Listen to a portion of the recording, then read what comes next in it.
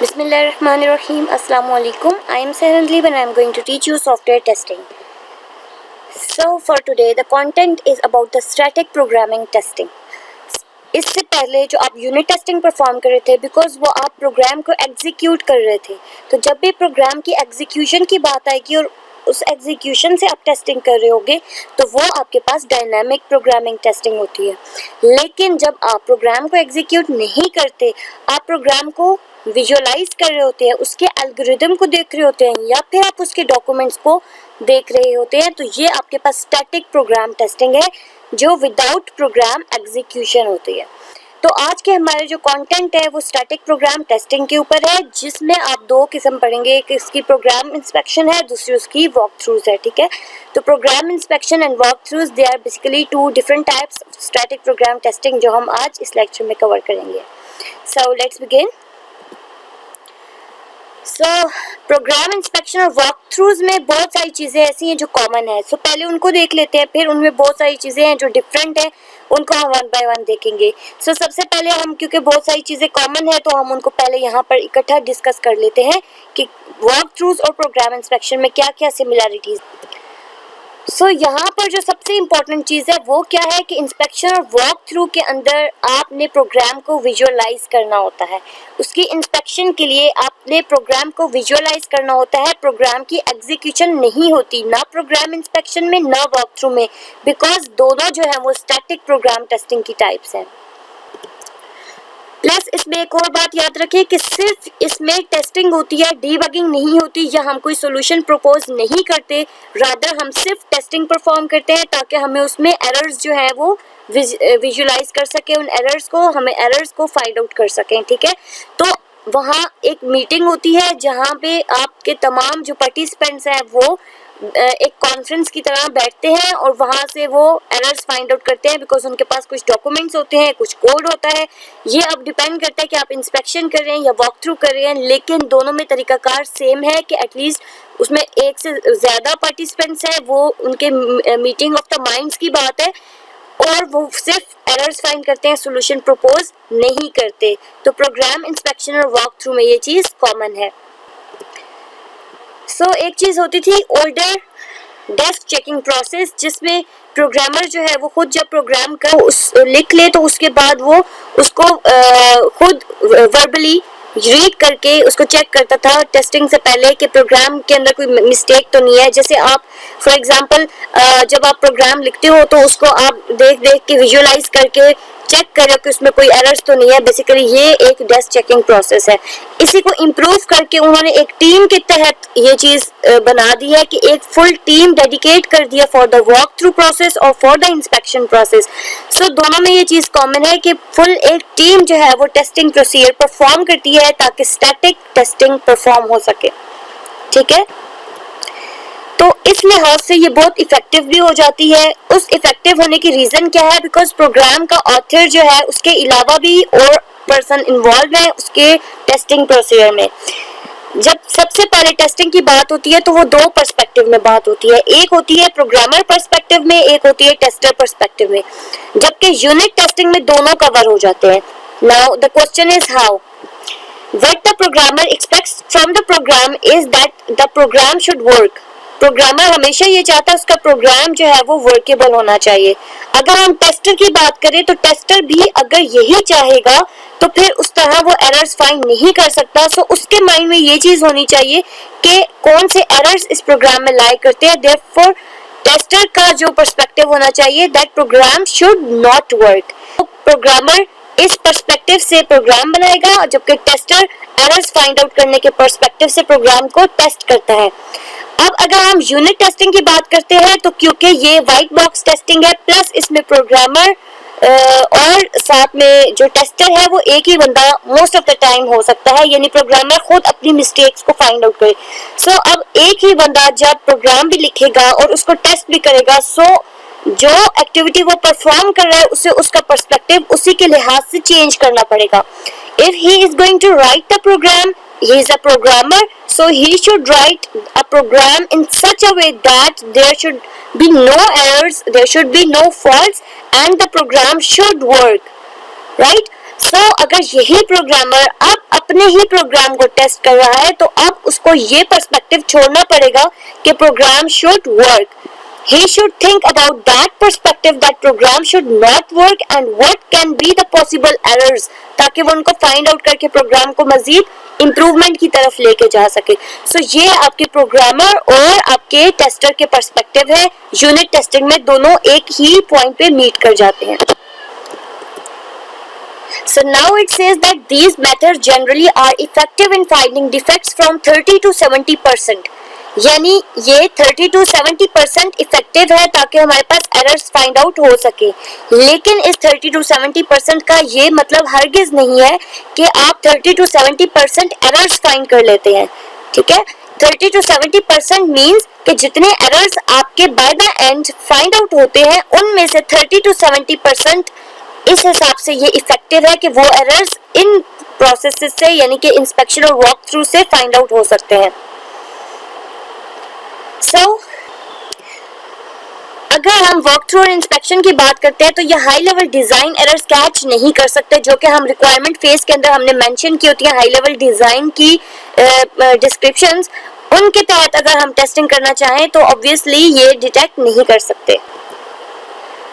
वो इसलिए बिकॉज ये प्रोग्राम को डायरेक्टली इंस्पेक्ट कर रहे हैं या फिर आपके डॉक्यूमेंट को डायरेक्टली इंस्पेक्ट कर रहे हैं, रिव्यू कर रहे हैं, लेकिन उनको इस बात से मैचिंग रिक्वायर नहीं होती कि रिक्वायरमेंट के अंदर आपका या डिजाइन के अंदर आपकी क्या लॉजिक क्रिएट हुई है. ये उस करंट डॉक्यूमेंट के ऊपर वेरिफिकेशन हासिल करते हैं.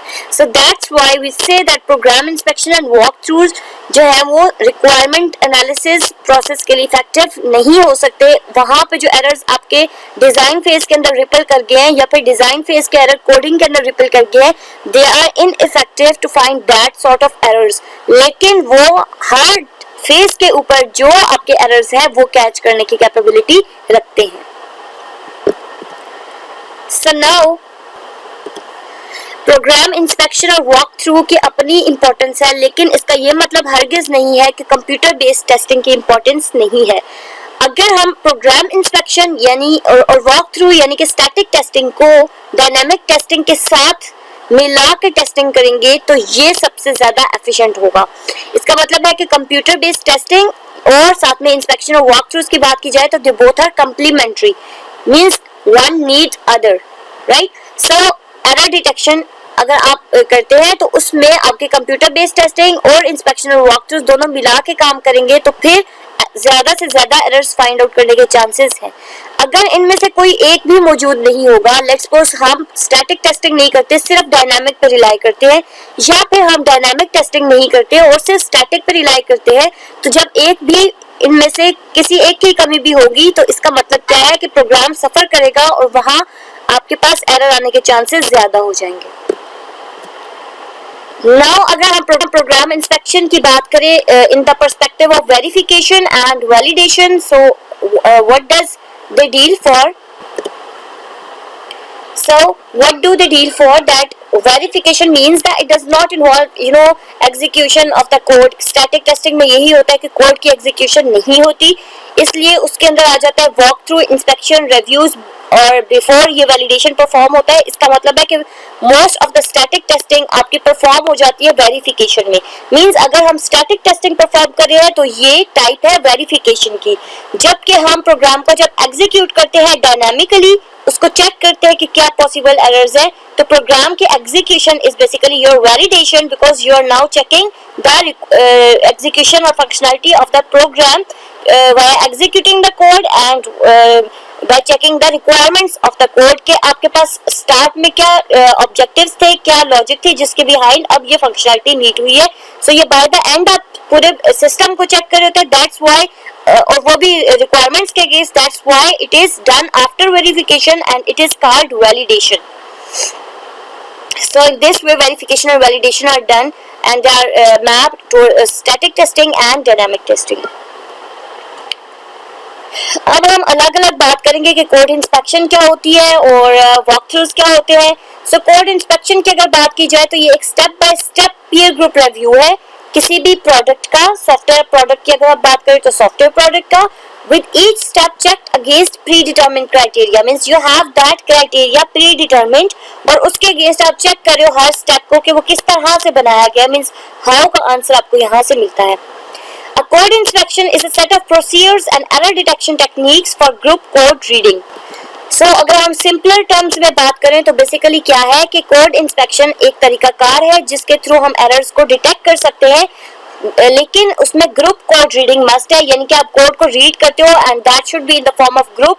सिर्फ एक प्रोग्रामर अपना कोड रीड नहीं कर रहा होता बल्कि उसके सामने पार्टिसिपेंट्स मौजूद हैं जो उसके एरर्स को कैच कर सकते हैं.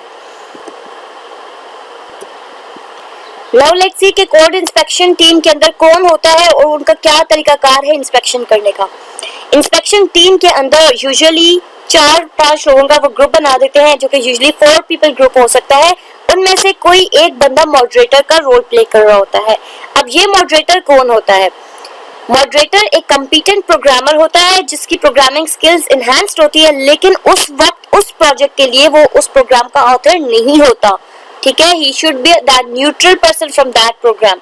So he is not the author of the program और उसके पास ना ही कोई खास डिटेल्स मौजूद होती है उस प्रोग्राम की, सिर्फ वो मॉडरेटर है. इस वक्त के हिसाब से उसने क्या करना है, उसने मीटिंग्स को स्केड्यूल करवाना है, इंस्पेक्शन सेशन करवाने हैं, उसके बाद अगर जो एरर्स होंगे वो उसने अपनी डायरी में राइट डाउन करने होंगे. ठीक है, तो ड्यूटीज क्या है उसकी? Distributing materials for and scheduling the inspection session, leading the session, recording all errors found, ensuring that the errors are subsequently corrected. तो ये भी इंश्योर करता है कि एरर्स जो है वो बाय द एंड वो करेक्ट किए जा चुके हैं या नहीं. सो मॉडरेटर का काम बेसिकली मैनेजमेंट का काम है. ठीक है, तो मॉडरेटर एक कॉम्पिटेंट प्रोग्रामर है, उसके जितने ड्यूटीज हैं आप वो देख सकते हैं कि तकरीबन वो मैनेजमेंट के पर्सपेक्टिव में है.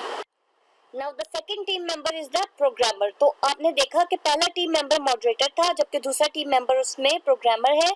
ये दो टीम मेंबर्स को होना मस्ट है, यानी एक मॉडरेटर एक प्रोग्रामर. बाकी जो रिमेनिंग है वो उसी टीम का हिस्सा हो सकते हैं और वो डिजाइनर भी हो सकते हैं, वो टेस्ट स्पेशलिस्ट भी हो सकते हैं. Means you can bring them randomly and you can assign them the duty, but there should be one moderator and there should be one programmer who has written the code and who is the author of the program.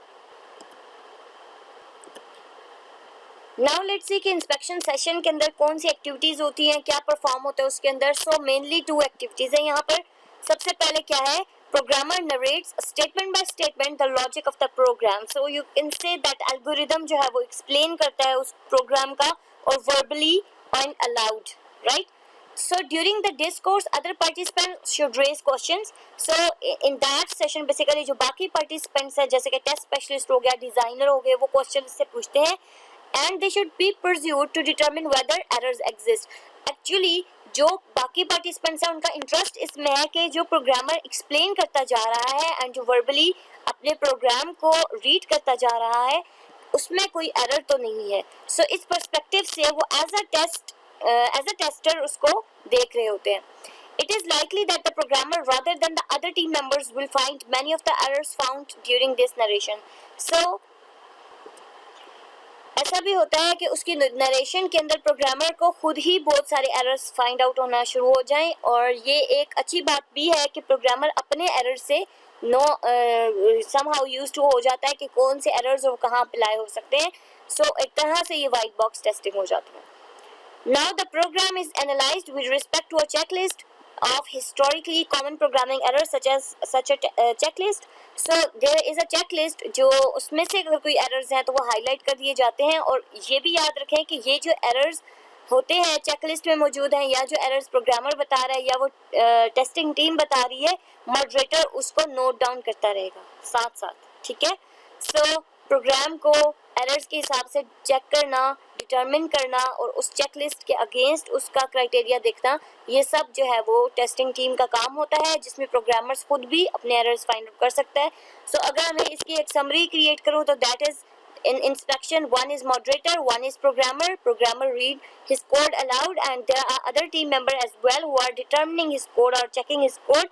और जब वो उस code को देख रहे होते हैं तो there can be a lot of errors that can be find out by those team members, लेकिन डेवलपर खुद भी अपने एरर्स फाइंड आउट कर सकता है. इस सेशन के अंदर जो है वो बहुत सारे एरर्स कैच हो सकते हैं, चाहे वो चेकलिस्ट के अंदर मौजूद हो या इससे हट के कोई और एरर्स भी हो सकते हैं. नाउ इस सारे काम को बहुत फोकस करके करना होता है, ठीक है, बहुत यू कैन से कि कंसंट्रेशन से करना होता है. That's why the time and location of the inspection should be plan to avoid all outside interruptions. और जो इसका टाइम लिमिट रखा जाता है वो 90 to 120 मिनट्स है, जिसके अंदर आप सबकी अटेंशन को ग्रैब करके रख सकते हैं. Most inspection proceed at a rate of approximately 150 program statements per hour. So जो आपका ये 120 मिनट्स का लेट्स सपोज सेशन है 2 आवर्स का, तो 150 प्रोग्राम स्टेटमेंट पर आवर आपने रीड करनी है. तो 150 पर आवर मींस के एक स्टेटमेंट जो आप करते जा रहे हो वो आपकी इस टाइम लाइन के अकॉर्डिंग होनी चाहिए, और इन 60 मिनट्स अप्रोक्सीमेटली 150 स्टेटमेंट्स आप कवर कर लें. For that reason, large programs should be examined in multiple inspections. Obviously, अगर कोई छोटा प्रोग्राम है जिसकी लाइन ऑफ कोड कम है वो जल्दी इंस्पेक्ट हो जाएगा, और जो बड़ा प्रोग्राम होगा उसके लिए एक इंस्पेक्शन सेशन रखना काफी नहीं है. 90 to 120 मिनट्स के अंदर फुल प्रोग्राम या फुल सिस्टम इंस्पेक्शन के थ्रू कवर नहीं हो सकता. सो आपने डिफरेंट मॉड्यूल्स को डिफरेंट टाइम पे मीटिंग उनकी रखनी है, और डिफरेंट टाइम पे सेशन रखने हैं इंस्पेक्शन के, जहाँ पे एरर्स कैच हो सकते हैं, ठीक है. उसके बाद जब एंड हो जाता है इस सेशन का, तो प्रोग्रामर इसका आउटपुट क्या है, तो प्रोग्रामर के पास बेसिकली लिस्ट ऑफ एरर्स आ जाते हैं. This is the output of the inspection session, and I am repeating that thing कि इसके अंदर सॉल्यूशन प्रपोज नहीं होते, सिर्फ और सिर्फ टेस्टिंग प्रोसीजर है, इसलिए सिर्फ एरर्स डिटेक्ट होते हैं. सो प्रोग्रामर को एट द एंड क्या मिलता है, लिस्ट ऑफ एरर्स, ठीक है. नाउ लिस्ट ऑफ एरर्स कौन से हो सकते हैं, कुछ डेटा रेफरेंस एरर्स हो सकते हैं आपके पास, कंप्यूटेशन एरर्स हो सकते हैं, डेटा डिक्लेरेशन हो सकते हैं, कंपैरिजन हो सकते हैं, कंट्रोल फ्लो के एरर्स हो सकते हैं, इनपुट आउटपुट के एरर्स हो सकते हैं, इंटरफेस एरर्स हो सकते हैं. So let's see one by one what are the errors. अगर हम डेटा रेफरेंस एरर की बात करें तो इस चेकलिस्ट के अगेंस्ट वो टिक लगाते जाएंगे किस लाइन ऑफ कोड के ऊपर ये वाला एरर फाइंड आउट हुआ है. Let's suppose there is a line of code that is on 15 number, और उसमें एक ऐसा वेरिएबल यूज किया हुआ है जो कि अनसेट है. तो ये जो अनसेट वेरिएबल होगा बेसिकली इसके ऊपर टिक लगा दिया जाएगा और आगे लिख दिया जाएगा कि ये किस लाइन ऑफ कोड के ऊपर मौजूद है या ये किस मेथड के अंदर मौजूद है. सो इस तरीके से ये एरर चेकलिस्ट को डिटरमिन कर दिया जाएगा, और बाय द एंड ये चेकलिस्ट और बाकी रिलेटेड अदर एरर्स जो है वो सारे प्रोग्रामर को as a output of the inspection session उसके हैंड ओवर कर दिए जाते हैं. इसके अलावा सबस्क्रिप्ट्स विद इन बाउंड्स हैं, जैसे आप एरे के देख लें तो उसके जो एरे आउट ऑफ बाउंड तो नहीं है, नॉन इंटीजर सबस्क्रिप्ट्स हैं, डैंगलिंग रेफरेंसेस है जो पॉइंटर एरर्स होते हैं, ठीक है. ये बहुत सारे एरर्स यहाँ पर मेंशन है कि इनहेरिटेंस रिक्वायरमेंट मेट होगी या नहीं हुई. उसके अलावा जो एरर्स हैं जो इंडेक्स करी होती है टुवर्ड्स एरे. उसके अलावा कुछ एट्रीब्यूट्स को देखा जाता है कि record and structure attributes match कर रहे नहीं कर रहे. So there are a lot of errors that come under the data reference errors. Now computation error की अगर बात की जाए तो नॉन अरिथमेटिक वेरिएबल के ऊपर कंप्यूटेशन कैसे की जा रही है, स्ट्रिंग कैसे मैनिपुलेट किए जा रहे हैं, डिवीजन बाय जीरो का केस एक्सेप्शन थ्रो की है नहीं की, there are lot of other thing as well. जैसे फॉर एग्जांपल इसमें मैं अगर आपको एग्जांपल दूं तो आपने ये कोड लिखा है ऐसा जो डिवाइडेड बाय जीरो भी जिसमें आ रहा है, तो जब डिवीजन का कोड होगा तो ऑटोमेटिकली माइंड में आ सकता है कि डिवीजन बाय जीरो कैसे परफॉर्म होगी. Now the question arises that either you have handled that sort of error and you have thrown an exception if denominator is divided by zero. So इस तरह से ये चेकलिस्ट डिटरमिन की जाती है. इसके अलावा और आप यहाँ पे देखिए बहुत सारे एरर्स हैं जो कंप्यूटेशन के अंदर आते हैं कि इंटीजर की डिवीजन ठीक तरीके से परफॉर्म हुई है. बेसिकली यहाँ पर हम तकरीबन सारी कंप्यूटेशंस चेक कर रहे हैं कि किसी तरह का कोई कंप्यूटेशन एरर तो यहाँ पर नहीं है. इसके अलावा डेटा डिक्लेरेशन है. डेटा डिक्लेरेशन में कि सारे वेरिएबल्स डिक्लेयर हो चुके हैं नहीं हो चुके, ठीक है. तो जितने वेरिएबल्स रिक्वायर्ड थे वो सब डिक्लेयर होना चाहिए, प्लस डिक्लेयर के साथ इनिशियलाइज करना, उनको डिफाइन करना जरूरी है. ऐसा ना हो कि आपने सिर्फ एक वेरिएबल जो है वो लिखा है लेकिन कभी उसको full throughout the program उसको यूज ही नहीं किया. सो उसको हटा देना चाहिए अगर उसका कोई पर्पस नहीं है. इसी तरह से कोई ऐसे वेरिएबल्स तो नहीं है जिनके सिमिलर नेम्स हो, उनकी लेंथ्स ठीक है, उनके टाइप्स ठीक है, स्टोरेज क्लासेस असाइंड हो चुके हैं. There are different things that comes under the data declaration errors. उसके बाद कंपैरिजन है. कंपैरिजन आपका आ सकता है, जैसे अगर आप फॉर एग्जांपल एक स्ट्रिंग के अंदर आपने 15 एंटर किया हुआ है और एक आपकी इंटीजर वैल्यू है जो कि 15 है, ऑब्वियसली वो कंपेयर नहीं हो सकती बिकॉज वो एक दूसरे के कंपैटिबल ही नहीं है. So you have to convert that string into the integer, आप पास करने उसको, then you can compare both. So boolean expression देख लें करेक्ट लिखी है नहीं लिखी. उसके अलावा अगर आपने लेट्स सपोज किसी एक्सप्रेशन को मैनिपुलेट करना है तो आप उसके ऑपरेटर प्रेसिडेंस देख लें, ठीक है. So there are a lot of things that come under the comparison errors. Control flow and data flow आपने may be read out किए हो in software quality assurance. So now here आपके पास error checklist के अंदर control flow errors भी हो सकते हैं, जैसे कि multi-way branches exceeded, क्या जो आपकी लूप है उसकी ऐसी कंडीशन है जिसपे वो टर्मिनेट भी हो, क्या आपका प्रोग्राम टर्मिनेट होगा नहीं होगा. इसके अलावा कोई आपकी बाकी स्टेटमेंट्स जैसे डू एंड स्टेटमेंट्स मैच हो रही है.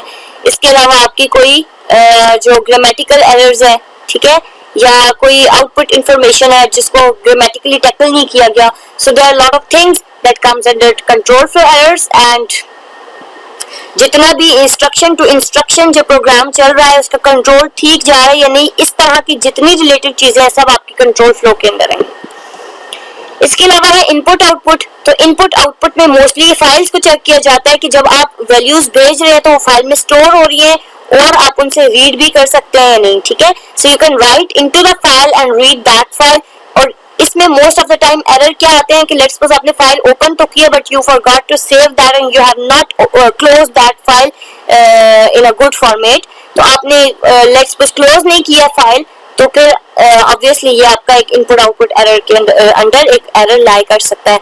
इस तरह से आपने एंड ऑफ फाइल कंडीशन को हैंडल किया नहीं किया, इनपुट आउटपुट एरर्स को हैंडल किया नहीं किया. तो there are lot of things that come under input output errors and the most of the errors are related to the file. Now there are interface.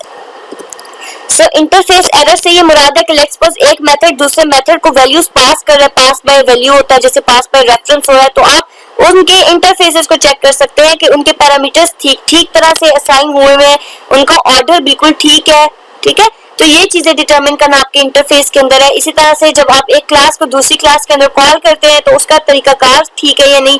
सो हर चीज at the interface level जब आप check कर रहे होते हैं तो वो आपके पास इंटरफेस एरर में आती है अगर उसमें कोई एरर मौजूद है. सो ये आपके पास फुल लिस्ट मौजूद है इंटरफेस एरर्स की. Now let's come towards the walkthroughs. Walkthrough क्या है? It is a review where the author leads the team through a manual और simulated execution of the product using predefined scenarios.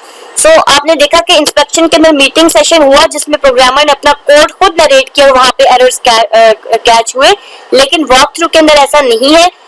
पहले से ही pre determined scenarios या pre defined scenarios जो है वो team members को दे दिए जाते हैं. ये भी बिल्कुल इंस्पेक्शन की तरह है जहां पे आप एरर डिटेक्शन टेक्निक्स यूज करते हैं, प्रोग्राम उसी तरह से ग्रुप कोड रीडिंग होती है. ये बिल्कुल उसी तरीके से जैसे इंस्पेक्शन किया है. जैसे आपको पता है कि इंस्पेक्शन और वॉक थ्रू में बहुत सारी चीजें कॉमन भी हैं. So now walk through team की अगर बात करें तो 3 to 5 पीपल होते हैं. उनमें से एक का रोल बिल्कुल ऐसे ही है जैसे मॉडरेटर का होता है, ठीक है, मतलब वो उसी तरह से कंडक्ट करवाएगा, सब कुछ करेगा. इसके अलावा एक और पर्सन होता है जिसको हम सेक्रेटरी कहेंगे, वो रिकॉर्ड करेगा सब एरर्स को, जबकि पहले इंस्पेक्शन में मॉडरेटर ही एरर्स को लिस्ट डाउन कर रहा था. अच्छा, एक और पर्सन है जो कि प्योर टेस्टर है, ठीक है, उसका पर्सपेक्टिव भी टोटली टेस्टिंग वाला होगा, प्रोग्राम को क्रिटिकली एनालाइज करेगा कि इधर द एरर्स आर देयर और नॉट. इसी तरह से बाकी टीम मेंबर्स भी इसका पार्ट हो सकते हैं जो कि वेरी कर सकते हैं. आप उनको उस टीम में से पिक कर सकते हैं जो फॉर द सर्टेन कॉन्फ्रेंस या फॉर सर्टेन मीटिंग जो आपको लगता हो कि ये रिलायबल है and they can sort that errors. Now इसके एग्जीक्यूशन सेशन के बारे में बात करते हैं. इसके सबसे पहले तो यह है कि इसके इनिशियल प्रोसीजर्स बिल्कुल ऐसे है जैसे इंस्पेक्शन प्रोसेस के हों, ठीक है, लेकिन जो इसमें सबसे इम्पोर्टेंट चीज है जो कि डिफरेंस क्रिएट करती है वॉक थ्रू इंस्पेक्शन में, वो ये है कि इंस्पेक्शन प्रोसेस बेसिकली एक मीटिंग की तरह है और वो ऑन द स्पॉट मीटिंग हो सकती है.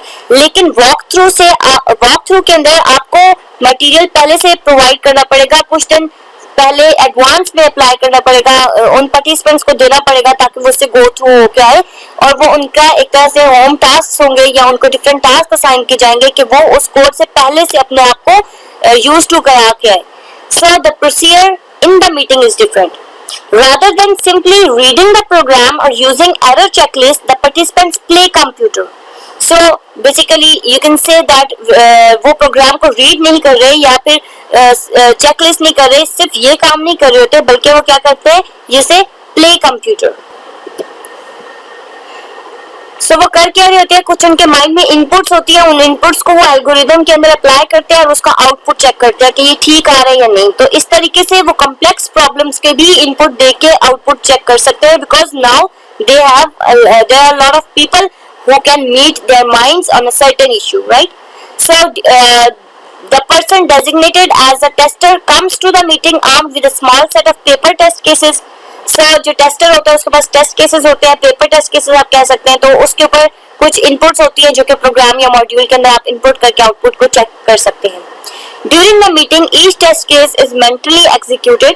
So you say that computer के ऊपर एग्जीक्यूशन नहीं हो रही. इट मीन्स के हम उसकी डायनामिक टेस्टिंग नहीं कर रहे, हम स्टैटिक टेस्टिंग पर रिलाई कर रहे हैं. That is the test data are work through the logic of that program. So इस तरीके से उस टेस्ट डेटा को प्रोग्राम की लॉजिक से गुजारा जाता है ताकि हमें पता लगे कि इसकी आउटपुट क्या जनरेट होगी, और फिर इस सब को कैप्चर कर दिया जाता है पेपर के ऊपर, ठीक है, कि उसका आउटपुट जो है वो क्या जनरेट हो रहा है. Now there is another thing that is peer rating. Peer rating basically किसी भी प्रोग्रामर की you can say कि उसके प्रोग्रामिंग टेक्निक्स को इवैल्यूएट करने के लिए आप peer rating कर सकते हैं. So anonymous लोगों को हम कोई एक प्रोग्राम लेट्स सपोज असाइन कर देते हैं, तो हम उससे कोई 2-3 क्वेश्चन करके उसको लिकर्ट स्केल पे आंसर्स प्रोवाइड करने का बोले, तो इस तरीके से हमें अपनी प्रोग्रामिंग स्किल्स और उसकी एनहांसमेंट, उसकी यूजेबिलिटी सब कुछ क्लैरिफाई हो सकता है. So ये 5 क्वेश्चंस आप यहाँ पे देख सकते हैं. Was the program easy to understand? So if you think that you are that anonymous person और आपके पास किसी का भी कोई प्रोग्राम आ जाता है तो आपसे ये 5 सवाल पूछे जाए, that is peer rating. So there can be the other question as well. So start करेंगे आप questions. तो was the program easy to understand? So you have the program of that anonymous person और आपसे कहा गया है कि programme आपका जो आपने पढ़ा, जिसकी रीडिंग आपने की, जिसका एल्गोरिथम आपने एनालाइज किया है, वो प्रोग्राम इजी टू अंडरस्टैंड था या नहीं. सो लिकर्ट स्केल है 1 to 5. 1 बिल्कुल आप कह सकते हैं कि strongly disagree and 5 means strongly agree, ठीक है. Was the high level design visible and reasonable? Was the low level design visible and reasonable? Would it be easy for you to modify this program? Let's suppose program को modify करने की बात है, तो क्या आपके लिए इजी होगा अब इस एल्गोरिथम को समझ के कि आप इसको थोड़ा बहुत मॉडिफाई कर सके. सो अगर इजी होगा because now you have that understandability of that code, so आपके लिए इजी होगा. अगर आपने उस कोड को अंडरस्टैंड नहीं किया तो it would be difficult for you. So 1 to 5 Likert scale के ऊपर आप उसका आंसर कर सकते हैं. So now the last question is very important, that अगर ये कोड आपने लिखा हुआ, would you be proud to have written this program? कि अगर ये प्रोग्राम अगर ऐसा आप लिखते तो would you feel proud while writing this program? So it means that they are asking that would you like to program in such way? So आपने इसका आंसर भी 1 to 5 लिकर्ट स्केल के ऊपर अटेम्प्ट करना होगा. तो इस तरह से ये peer rating हो जाती है. So here is the reference, and now if there is any question you can easily ask, and thank you very much.